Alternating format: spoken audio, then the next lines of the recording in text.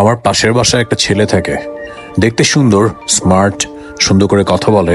বাবা মায়ের একমাত্র ছেলে। ছেলের বাবার সাথে আমার খুব ভালো পরিচিতি আছে। আঙ্কেল খুবই পরিশ্রমী একজন মানুষ। আমার সাথে দেখা হলে আমার খোঁজ খবর নেয়, আমি তার খোঁজ খবর নেই। আঙ্কেল খুব কঠোর পরিশ্রমের মাধ্যমে সমাজে খুবই ভালো একটা অবস্থানে আছে।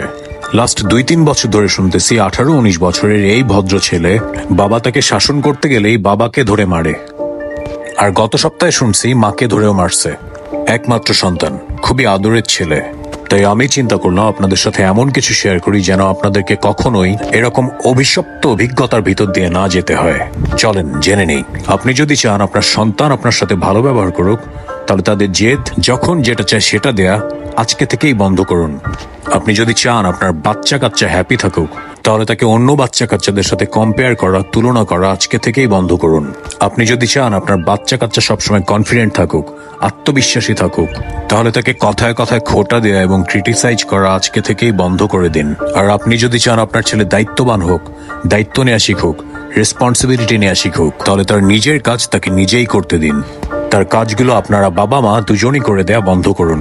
আর এরকম মাইন্ডফুল ওয়েতে আপনি আপনার বাচ্চাদের ওয়েল বিহেভড, কনফিডেন্ট এবং রেসপন্সিবল পারসন বানিয়ে ফেলতে পারবেন।